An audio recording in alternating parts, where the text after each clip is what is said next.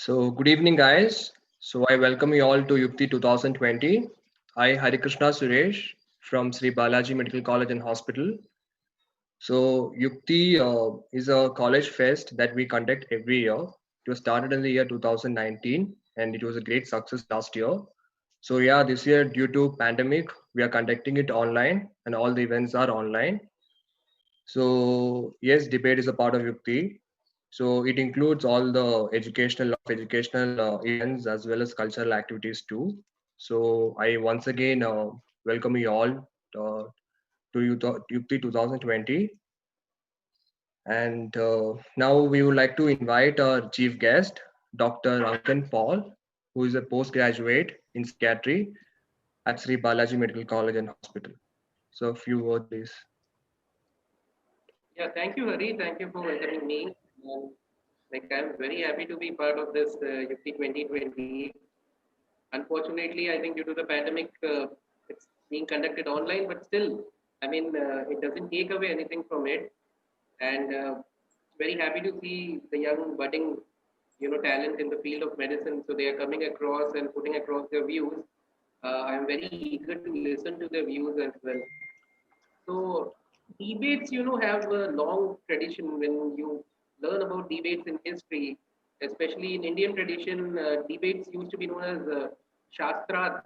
That means deciphering the scriptures. So it started from there, and then ancient Greece had a lot of great speakers, Demosthenes, Aristotle, and so on. And from there, we can see in today's time, there has been a tradition of presidential debates in America. Right now, we had seen Donald Trump debating his Joe Biden, his opponent in that.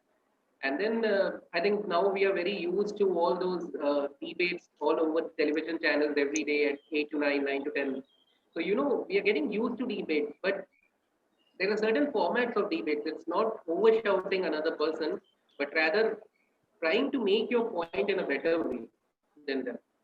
So, just to make clear, like I'm going to judge you guys based on only three criteria, and though I don't know whether I'm the right person to judge you or not, you may be much better than me. But since I've been given this option of judging you, so I'm going to judge you on three criteria. First is your content. That is the most important thing for me. Like the points you're making, they should be having some basis, some solidity behind them. The second thing is your clarity. It's not just enough to pass on some information, but rather how clear is it to me and to all the other participants there, all the other organizers there. They should also have some amount of clarity about it. And the third thing is criticism. I think in a debate, it is not just enough to make your point. What you're suggesting may be good, but what the other opponent is suggesting may be better. So you have to also make points. Why is your suggestion better than theirs? So criticism also I like to hear from you guys. So with that, I think let's begin, and I'll pass on to the organizers. So thank you so much for that, sir. So now my colleague Hashika will take over. Okay. Thank you, Hari. Thank you, sir. So, hi guys, my name is Hashika and I'm a second year medical student here in Sri Balaji Medical College. So, now I would like to brief you guys about the rules and the regulations for the debate. So, you guys know the topic, right? That is, medical practice is no more a service to humanity, but rather an ethical business. So, the rules are there will be two teams. So, team A1 will be speaking for the motion. So teammate 1 can start off the topic with 120 seconds to talk, and then we'll be having the rebuttal round for team A2. So any teammate from team A2 can counter teammate 1 of teammate A1, and this time will be for 10 seconds. Then teammate 1 from team A1 has 50 seconds to answer their counter question. Then again, we'll start with team A2, which will be speaking against the motion. So teammate 1 can start off the topic and they have 120 seconds to talk. And then we'll have the rebuttal round. So here, uh, team A1 has 10 seconds to ask a question. And then again, team A2 has 50 seconds to answer their question. The same pattern will be applicable to all the teammates. If more than one team member wants to raise a question during the rebuttal round, the team member who raises their hands first will be taken into consideration. The discussion will be concluded by the judge, and the participants, as Sir said, they will be judged on the basis of their clarity and the criticism about which they're talking. So, any questions, guys, regarding the rules or anything? Just a quick question. Yeah.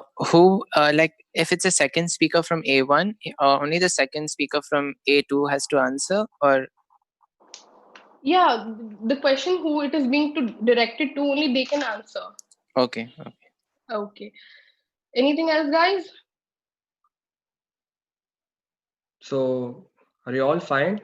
Are you all clear with it? So, let us begin. So, So, now the delegates may introduce themselves. So, you guys know, right? There are like two groups, A1 and A2. So, people who belong to A1 are Ria, Nidhi, Karishma, and Meghna.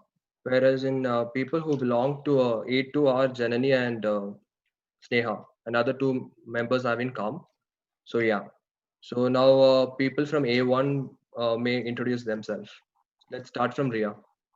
Good evening, everyone. I'm Ria. I'm a second year medical student from Sri Ramchandra Medical College at Chennai. It's very exciting to be here at this debate. Thank you for having me. Thank you, Ria. So next is Nidhi.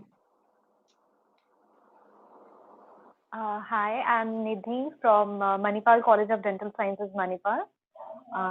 Very happy to be a part of the event. Thank you. Thank you, Nidhi. Next is Karishma. Hari, Karishma is not here. It is Mohammad Amir here. So, Mohammad Amir, can you start? Yeah. Hi.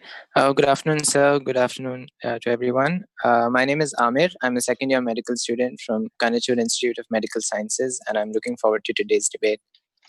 Okay. Thank you, Amir. So next is Meghna. Good afternoon, everyone. I'm Meghna, a third year medical college from Sri Ramchandra Medical College, and I'm looking forward to a healthy debate today. Sure. Thank you so much, guys. Now from A2, we have Janani and Sneha. You may introduce.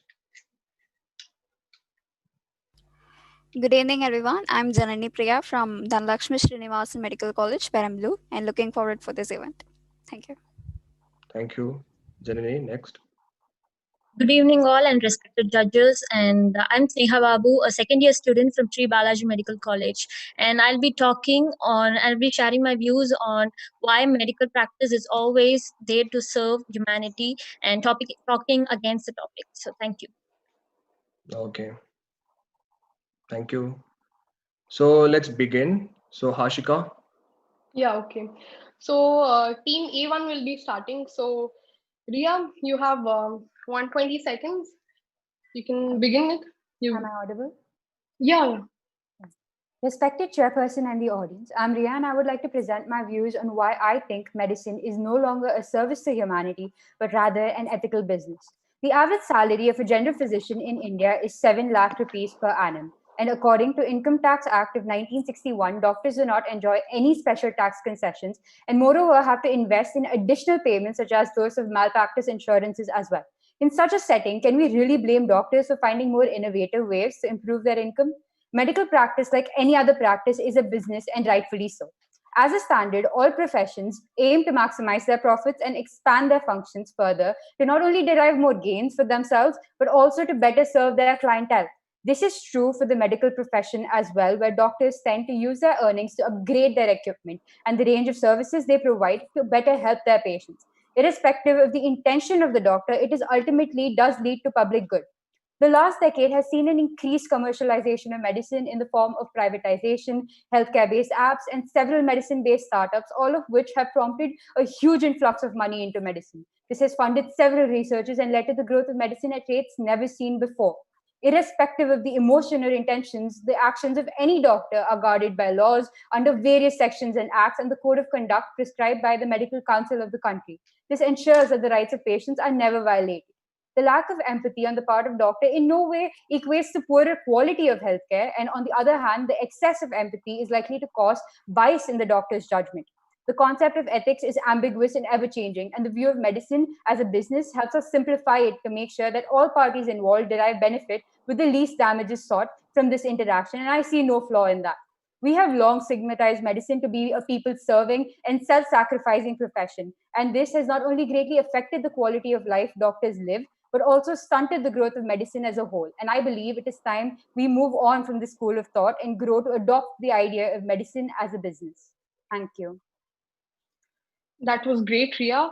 And anyone from team A2? Anyone would like to question Ria?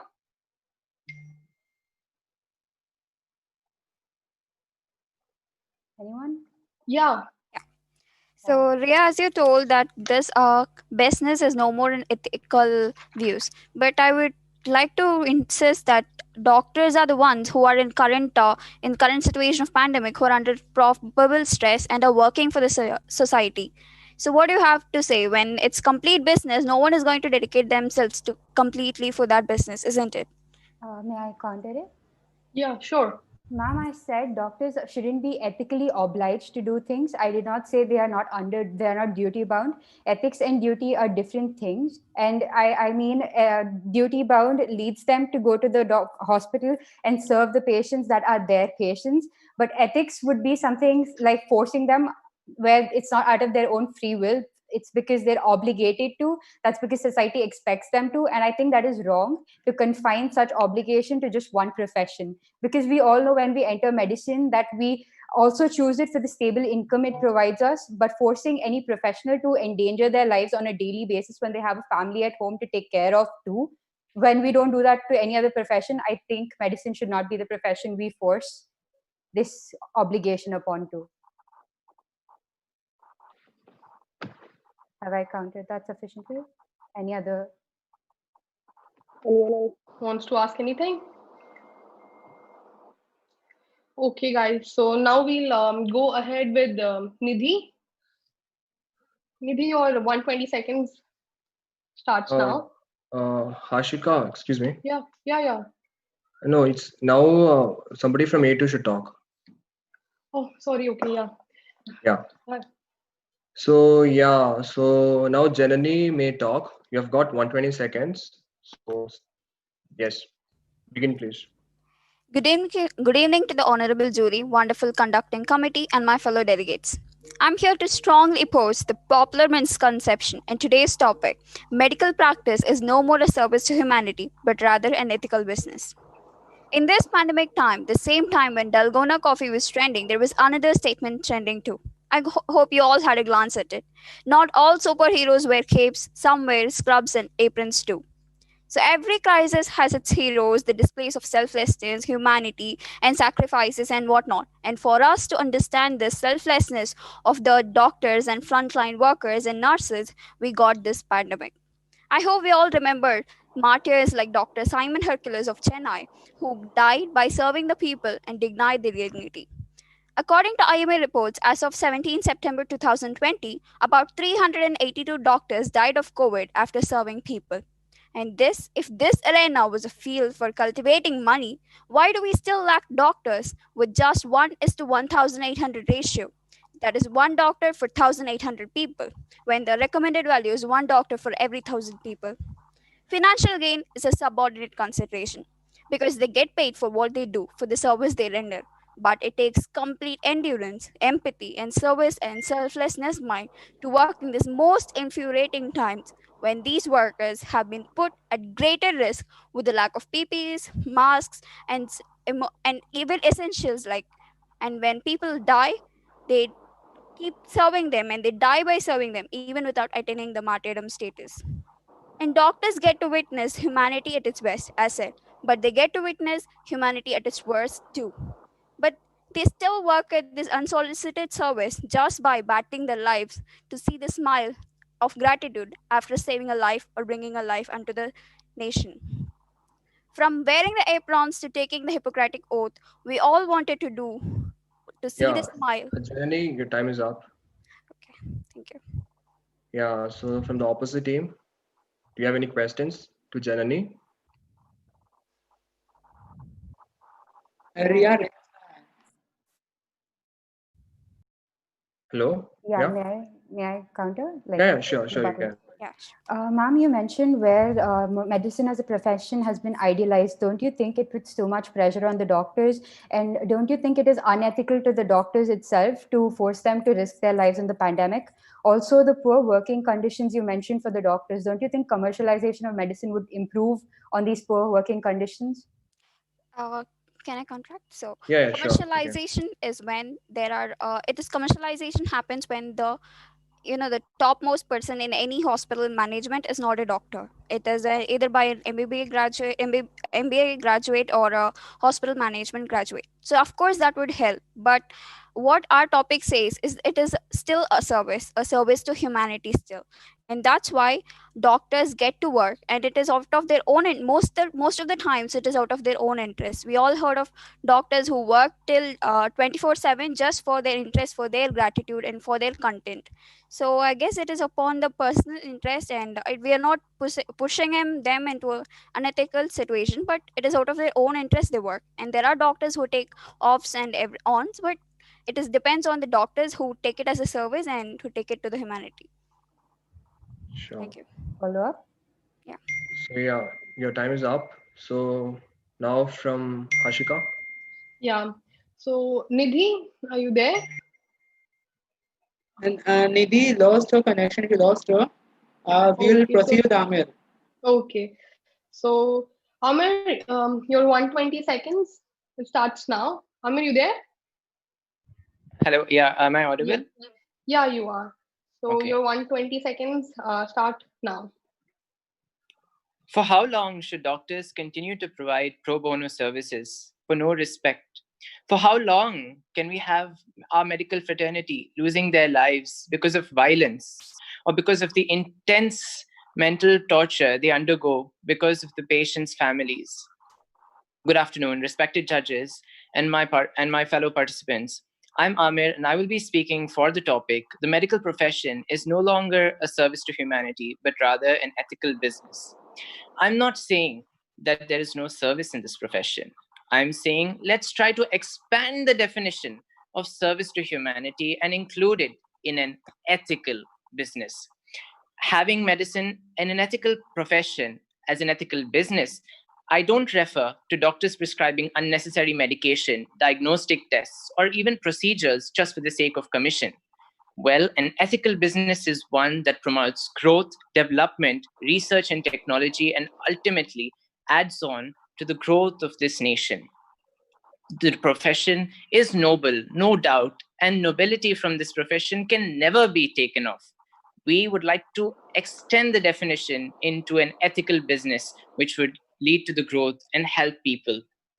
A business is one that ignites young professionals to think actively, to create new technology such as artificial intelligence in diagnostics purposes. For example, there have been several medical startups that take place. If I'm a doctor who opens a clinic and provides free services, I can perhaps take 100 patients in a day and give them free consultation. But if I start an ethical business which provides reasonable rate for the patient, reasonable remuneration for the doctors, and exceptional quality of care, then I could be reaching 100,000 patients a day. Well, ethical businesses are coming forward. Think of medical hospitals such as Cloud9 Chain and Apollo Hospitals that have done wonders for the society. Ethical businesses is the way forward in our profession. And I'd like to urge all my fellow participants to develop an entrepreneurial mindset so we as medical professionals can do away with this misconception tag that has been Amir. added. Yes. Sorry, your time's up. Okay, thank you. So anyone from team A2 would like to counter question Amir here? Yes, Neha. So you say that the medical profession should be seen as a business, and you say that major hospitals should have, keeping them in a reasonable price. But as we know that this COVID-19 treatment in the private hospital cost a lot, and how exactly that the poor people will be benefited by it? Can I answer? Yeah, sure. Go ahead. All right. So I'd like to remind my fellow opponent that the public healthcare system in our country, again, is based on the ethical business model. Of course, now when your question directed to me is through the poor people and undergoing treatment, the public hospitals can provide them at a very reasonable rate. It's the onus on us as medical doctors. There's a scheme called Ayushman Bharat scheme, which entitles every person below poverty line to treatment worth 5 lakh rupees. So therefore, it's the duty on us to make people aware of such schemes, and definitely the poor patients can avail treatment in public hospitals, if not in private hospitals as well.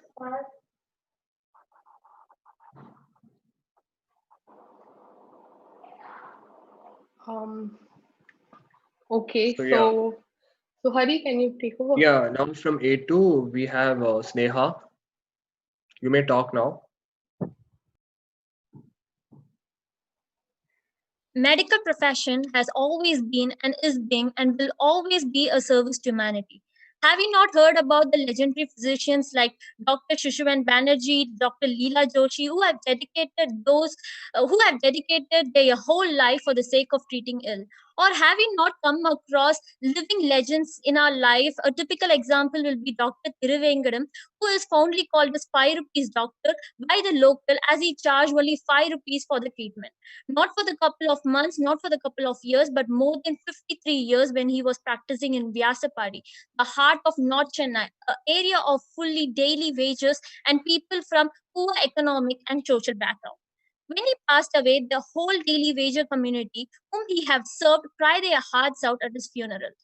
Citing a more recent and a relevant example is, don't we all know at least a couple of doctors personally who work day in and day out and sometimes 72 hours at a stretch because of the shortage of staff, not able to go home because of infection fear, sleeping in their cabins in their PPE suit, treating the COVID patient, and some have even lost their life serving these patients. And did my opposite team miss to read the news about the doctor who lost his life during this pandemic, but his body was not allowed into the cemetery, although he was COVID negative, but was not given a proper burial, and the government has to intervene? And what about the instance of doctors getting beaten up by angry mobs of the relatives of patient who couldn't survive despite the best efforts of those doctors? And all these names, incidents, and instances which I quoted are exemplary doctor, and whereas which will be quoted or quoting by the opposite team are just unfortunate exceptions. Let's just understand that exception cannot be example. Being people with positive attitude, we see good in everything. So also those names and news that they quoted, we learn how not to be. Sneha, I'm sorry, your time is up. Okay. Yeah, from the opposite team, do you have any questions? Yeah. Yes, Amir, yeah. Yeah, I would like to. Yeah. Just two very quick questions to Sneha. Number one, you mentioned about the 5 rupees doctor. Perhaps it's very, very rare to find such doctors like that. I'd just like to ask a question. As a budding doctor in future, will you be charging only 5 rupees for every single patient that you come across? And is this really a viable option for the growth of our country when we have a GDP of minus 27%? And number two, you mentioned the lives of doctors being lost. Don't you feel that because they are under so much pressure, because they are not being paid enough, that in the government settings, that they undergo so much torture? I would be happy to serve because, as I said before, he served for the people who are in need, and I'll be really happy to serve people who are in need. And also about the mobs, doctors getting attacked by mobs. I think that although we doctors, just wanted to say that still the medical practice is seen as a profession, still seen as a service. Though we are getting hurted and stuff, we have to make sure that we see this as a devoted profession just for the sake of service. Hello, Hari. Yeah, sure. I would like to So, Okay. Can you hear me, Hari? yes, sir, yes, sir. Yeah, I'd like to just seek a clarification from Sneha actually, that she's mentioned about this mobs, manhandling doctors, and which is true, which we have seen even during this COVID pandemic. But I'm asking, like, is she saying that that is only because it is a service, or it can also happen in case of ethical businesses, right? Like, ethical businesses can also be manhandled. People running ethical businesses are also manhandled. We have seen mobs against companies and things like that. So, what is your opinion? It's just a clarification, nothing to be worried about. But what is your opinion?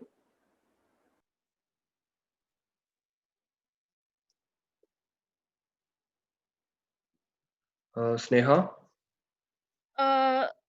Sir, I'm just saying that,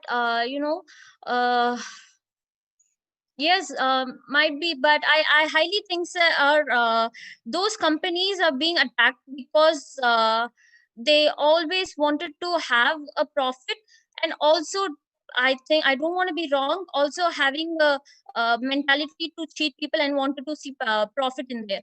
And I highly think, and I still think, and it always be that we see a medical profession as a service, and yeah, so I think so. Fine. Perfect. Thank you, Sneha. So next we'll move on to Mohit. group 1. Ria. Okay, so is Meghna here? Uh, Meghna? am I on? Yeah, you are. Your 120 seconds start now. Medical profession was once a respected line of work, but today it is corrupt at every level. And I strongly believe that medical practice is no more a service to humanity. We are aware of the existence of the PCPNDT Act of 2003. So my question here is, why was there even a need to form such an act in the first place if medical practice is a service to humanity? And despite various laws, female feticide is still happening, and doctors are still illegally continuing sex determination. And this is not the only negative side of technology.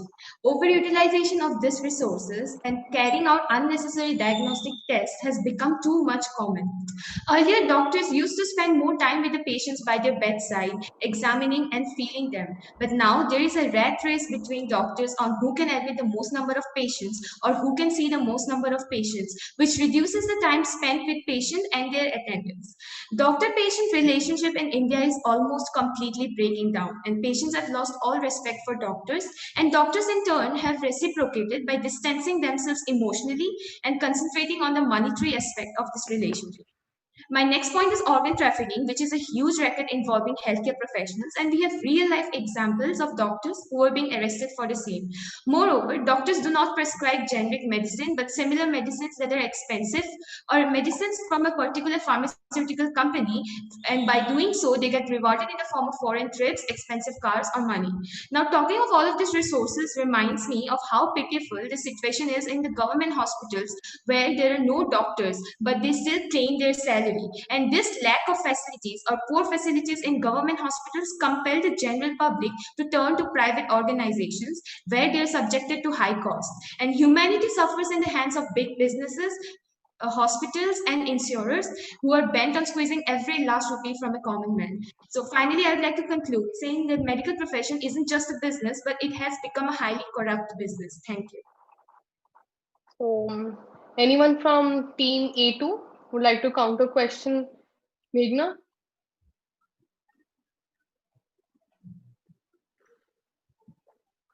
So, ma'am, as you said, feticide, you mentioned about feticide and everything, right? So, is it the complete mistake of doctors who serve there, or is it the mistake of people who want to do there? So, it cannot be completely, you cannot blame one person who does it to, you know, for a mistake which is interested person. Like, and coming on to the excessive test and everything, people are more educated now and they have Dr. Google in their hand. So won't they be more worried if you don't put on all those tests, and it will come under negligence? So if you, for better sake, they do it as negligence. And what about that PHC one? Jenny, you just have 10 seconds for counter question. Yeah. Sorry. Okay. Yeah, okay. So Meghna, can you go ahead? So first of all, about a female feticide and sex determination.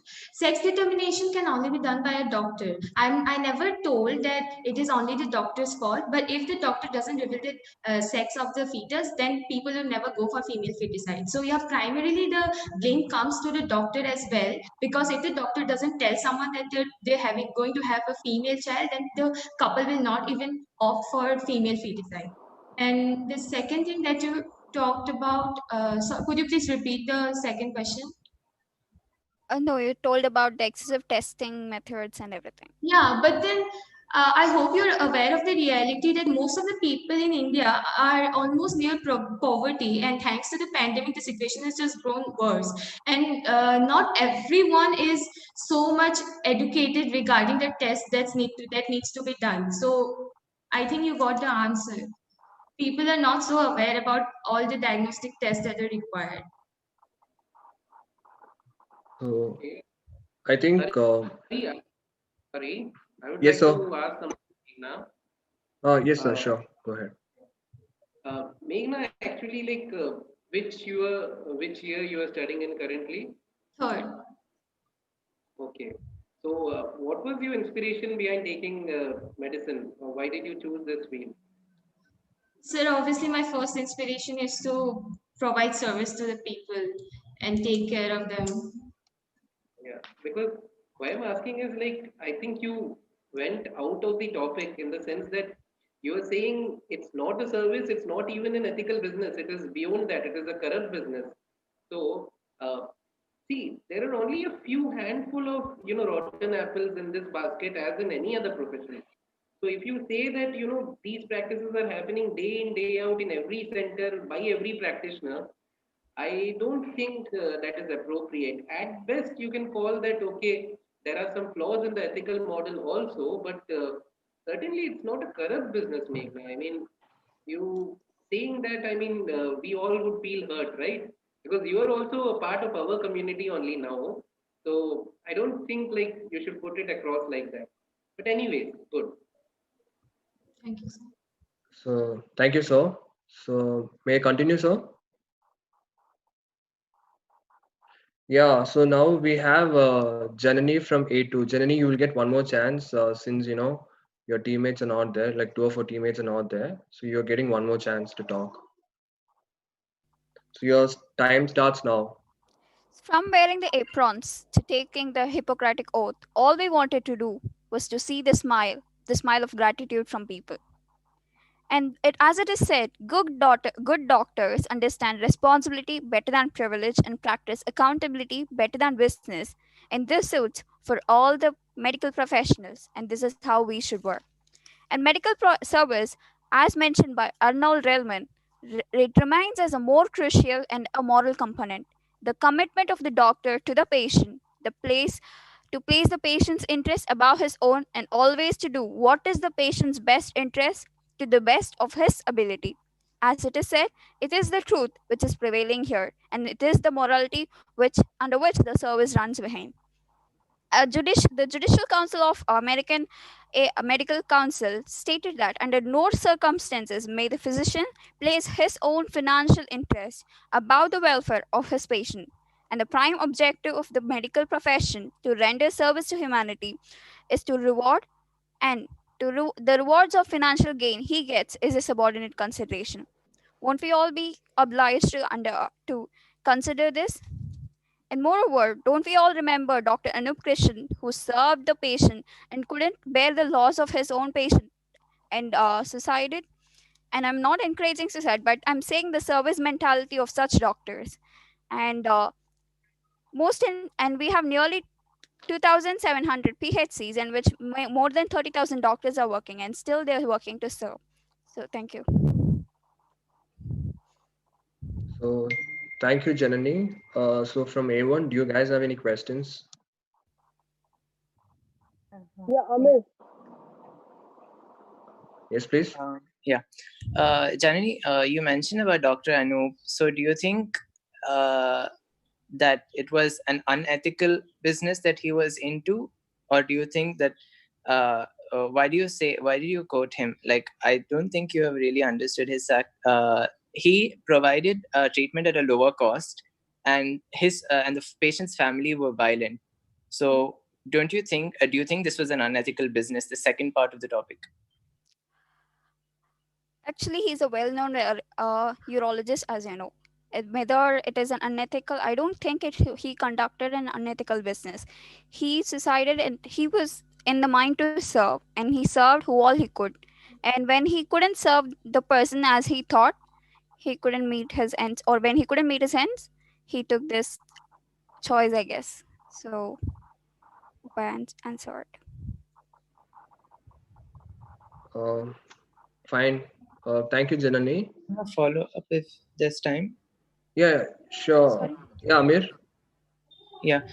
So now you're saying that his was not an ethical business, but your very stance is that the medical profession is now an unethical business. So can you please clarify your stance once again? So I'm saying that medical profession is still a service to humanity, and it is not an ethical business. I'm not sure whether, I'm not in the stance of saying that he conducted an unethical business or ethical business. I'm saying that he served humanity. Guys, I think time is up. So can we move on? So next we have A1. Okay, so is Nidhi here? Yeah, I'm here. Okay, so Nidhi, your 120 seconds. It starts now. Okay. Good evening, everyone. In the present era that we are living, it won't be difficult for any one of us to support the claim that modern medical science has advanced significantly over the years, and medical achievements during the 20th century rank as high than that of any other field of human endeavor. And the reason that so much of advancement has happened over the years lies in the fact that medical and healthcare system has continuously strived for profit. Yet, the climate today in the medicine and healthcare is not an optimistic one.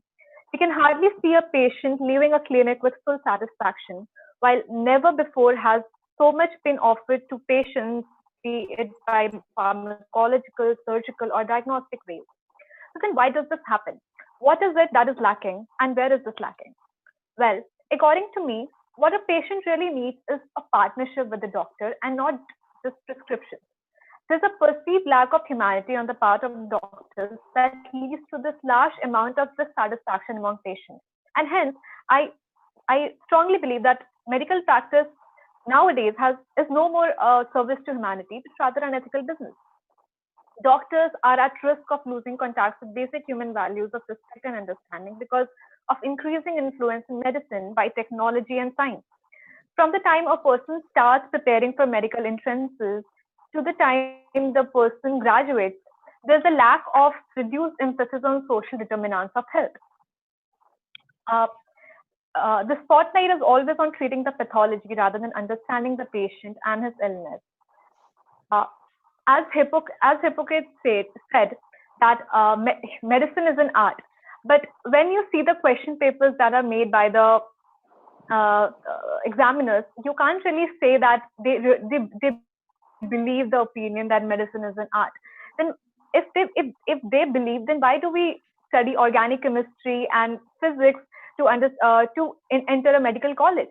When you when you enter the medical college, when you how many students have gotten marks for because of the interaction with the patients? Hello. Yeah, sorry, your time's up. Sorry. Yeah. So anyone from team A2 would like to question Nidhi?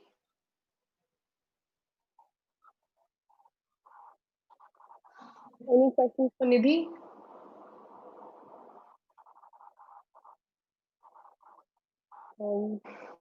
Okay, so Nidhi, if you want to continue, you can continue.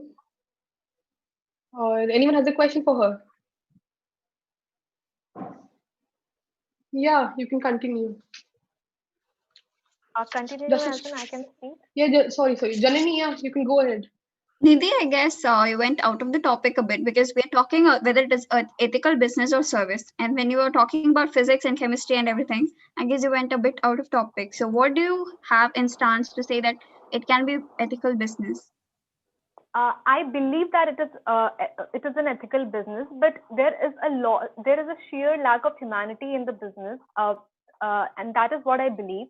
I'm not saying that it's not right to be ethical. The healthcare system shouldn't be ethical, but I think there has to be some humanity in the doctors when it comes to treating the patients and for their well.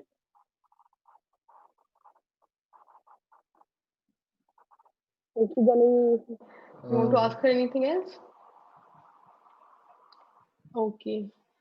Hari, can you continue? So yeah, I think now we have Sneha from A2, team A2. Okay, should I? Yeah. Yeah, As sure. Mahatma Gandhi said, the best way to find yourself is to lose yourself in the service of others. And that best way will be always the medical profession. And regarding doctors being attacked, I just want to say that there are some things in which perfection is not possible. And every day we keep improving. And one such thing is our profession. And that is why it is called medical practice. How much ever senior or experienced doctor may be, but we say he or she practices medicine. Having said that, it also means that we don't preach, but we practice. Yes, we, the doctors, serve humanity. All the names, incidents that I quoted before are from the recent local news. And let's not forget, medicine sans printers. Thank you all.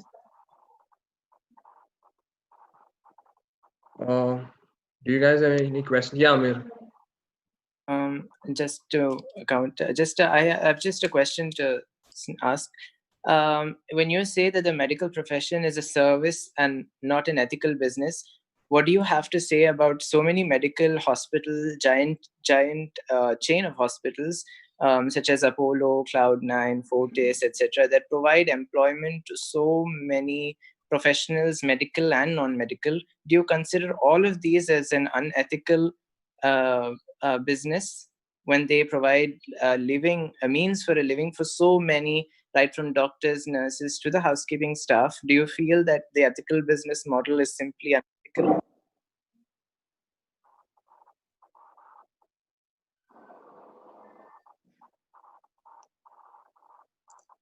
Well,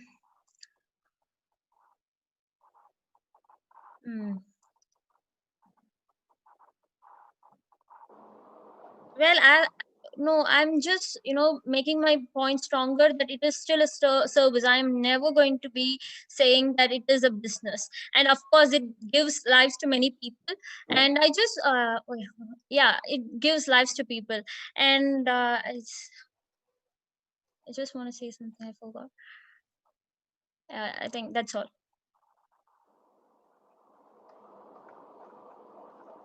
So I think Ria, do you have any question? Yes, You ma'am. may ask because we have time. We still have time. That's why we are letting another person to ask. Okay. Ma'am, you mentioned that doctors are regularly attacked, and don't you think organization of doctors by privatization and institutionalizing them, wouldn't they be protecting the doctors' interests further? Also, you mentioned the high probability of doctors cheating in businesses, ma'am. How businesses don't really translate to that exactly, or cheating or swindling of money or anything like that.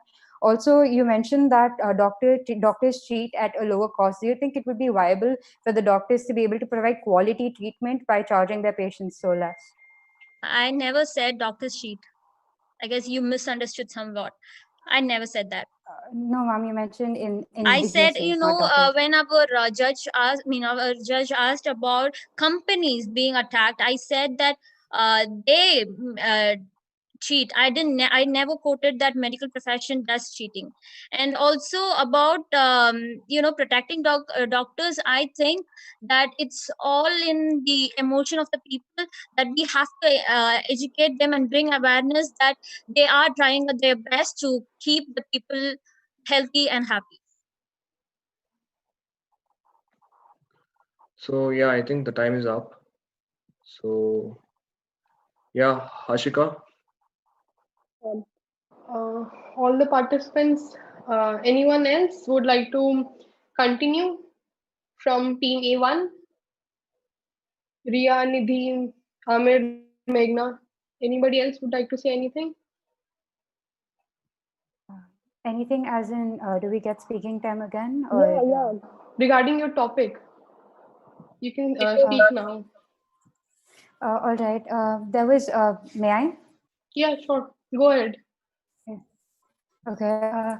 There was mention of drug companies providing doctors with incentives. I'd like to mention that it is perfectly legal for drug companies to provide doctors with incentives, but it is not allowed, not exactly not allowed, but it is not recommended, I'd say. But unless there is any counter or side effects in the patients, I don't see how that is ethically wrong as well. So I think that is one point I'd like to mention. Also, going by that perspective, even clinical trials that the doctors administer could be seen as unethical according to the opposition. It is recommended. Also, ethics is a very volatile concept, and going by that, it changes from year to year and from regulation to regulation and from country to country. But businesses have very standard laws. They follow very corporate rules and regulations, and they provide a much more standard that we can hold ourselves up to. Also, they help to provide a general level to which all patients can also approach the medical profession. That is all. Thank you. Okay, so And so, you guys have any anybody from questions A2? from A2?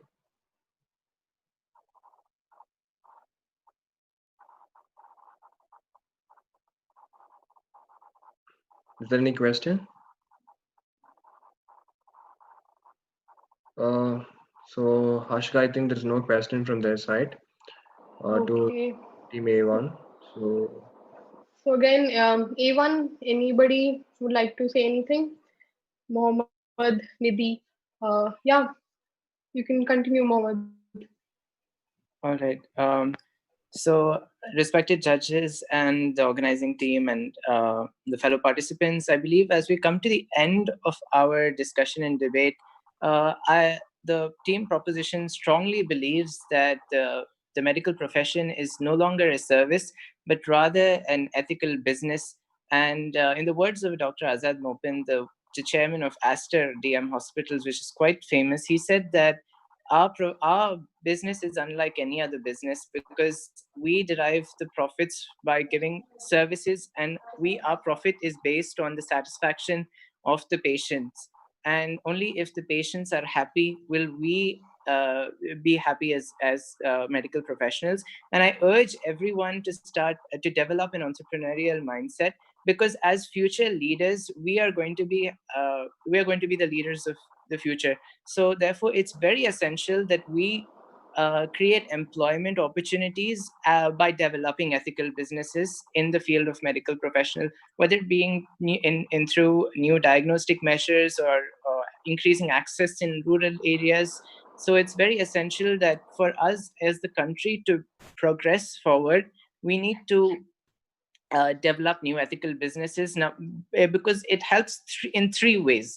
Number one, doctors will be more happy because they get a fair compensation. Number two, the patients will be very happy because just imagine a treatment at a well-reputed hospital. The patient feels very satisfied with the quality of service that he gets.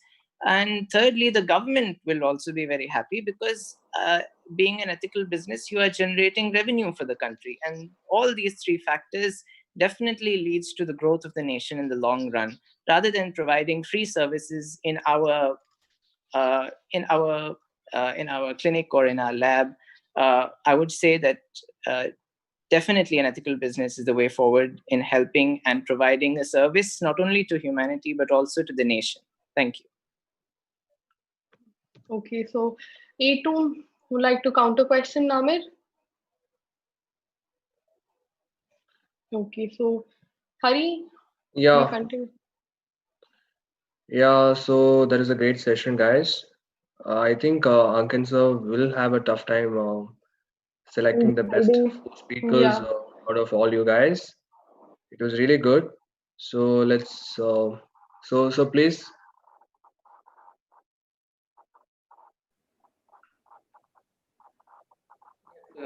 You would Sir, like. as we have discussed, we need 4 good speakers, and these 4 speakers will be qualified to the next level. I mean, to the finals, Next round.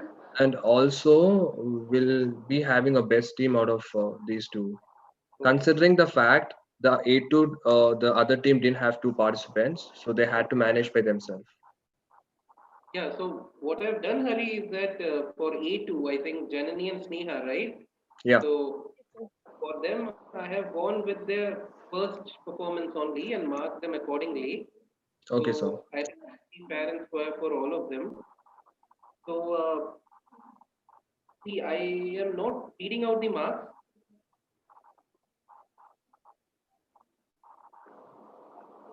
So I'm not reading out the marks yet, but what I would say is I'll just take the names and a few comments. I mean, about how they performed and what I would like to probably see tomorrow when they are going into the finals.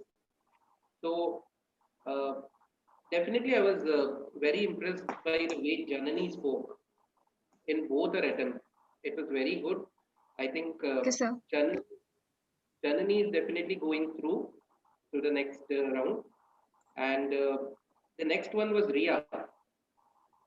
So I think Ria is also going through. So both of them have scored the same mark. Both of them spoke well. In case of Janani, I think it's fine. I think she can work a bit more on the content and all, but overall it's fine. Ria, I'm only going to say that, uh, don't cram up too many words together. I need a bit more clarity. Okay. The second time you came around, you spoke like quite clear. First time around, I think there were too many words per second. So maybe just take a care about that. You spoke well, your content was good. I don't see any issues. So again, you can also, I think, go through to the next round. The next person is like he is just 1 mark behind, and it's Amir. Okay, so Thank you, sir. Amir, I have only one issue with you. You are there, you are having good content, you are having good clarity. I don't think in any kind of debate you should throw in so many brand names. You're mentioning Apollo, Cloud9, Aster. Like, what? Why are you promoting them? I mean, you can make your point like a certain brand or a certain organization. That's fine. Okay. So once in a while it does creep in, but you don't need to mention so many brands. Okay. Yes, sir. So that is the only thing I would like to say to you. And then finally, maybe a bit lagging behind, but not too much, maybe a few points here and there. The fourth participant is Sneha. Sneha is there? Yes, sir. Thank you, sir. Yeah, Sneha. So only thing is, don't lose your confidence. Like I could see that I asked you a question and then probably you went into a shell. So I don't think you should do that. You were fine in your points, and certain times, certain people will have queries. So don't worry about that. You spoke very well. So always when you're countered with a question, just be confident enough to answer it to the best of your ability. And for the other participants also, they performed well. They are also not far behind, but I think the only reason, probably Nidhi and Meghna, I think I couldn't, just get them to the next round. The reason, first thing was that only 4 participants can go through, and the second reason being that, somehow I felt that they did not stick to the topic of the debate. They went a little outside it.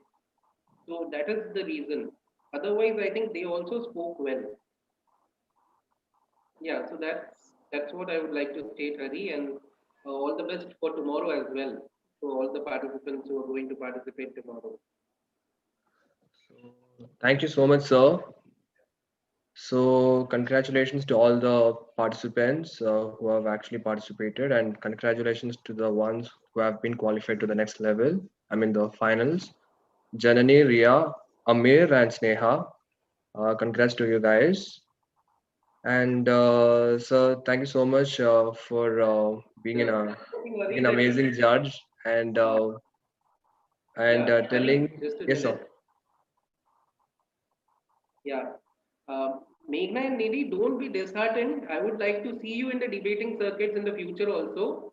You should keep on speaking because debate is a passion, and you guys definitely have that passion in yourself. It's like at a particular day somebody can be performing a bit better, or you may have some lacunae on that particular day, but it's nothing like that you don't have that ability. Definitely you guys will be able to do it. Keep participating in debates. You guys also spoke well. Yeah. So can I continue, sir? Yeah, please, Ravi. Yeah. Yeah. So as sir said, all were really great. So I'm pretty sure sir would have had a really tough time deciding the top four. So as he clearly mentioned, it was by a few points, the four people actually came to the top. So you were actually equal. So again, congrats to all. So yeah, thank you so much, sir, for being an amazing judge. Because yeah, you actually talked with them in between, and you pointed and where they made mistakes and where they could have improved. So all those things were really nice from your side, sir. Thank you so much for that. And yes, thank you so much to you all for making this uh, successful one. And it was a great session meeting you all and listening from you guys. And we could also learn a lot from you people. Rather organizing this, we could listen to you people, your points and your perspectives. So which also gave us some information regarding this and helped us to know more about this topic. So thank you so much for that. So yeah, Harshika, would you like to talk something? No, Hari. It was great, guys, having you here. We learned so much today, and thank you, sir, for all the things you told us. We gained so much extra knowledge from today's debate. And congratulations to all the participants, and thank you. So I think, do you guys would like to talk something? We still Anybody have would you time. like to? Yeah, Yeah. anybody can come forward and talk something about this. How's your experience? Something you can tell? Anyone? It was a really good debate, sir. I really appreciate the feedback. It's very difficult to get feedback in other debates. Usually, the judges don't take that much time out. I'm very glad I know now. I now know how I can improve on the next rounds. Thank you for that. Thank you, Ria. So anyone else?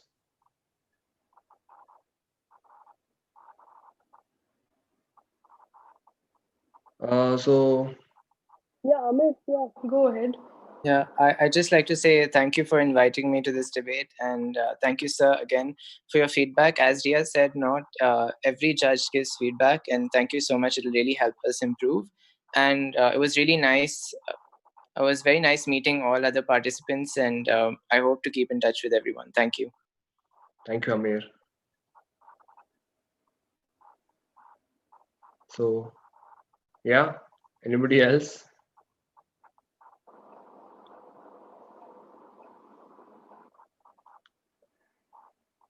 So I think yes, I think we can wind up. Okay. Yeah. Sir, so we can wind up, sir. I think we can wind up. So they have told their opinions. So again, it was a great session. So thank you all. So yes.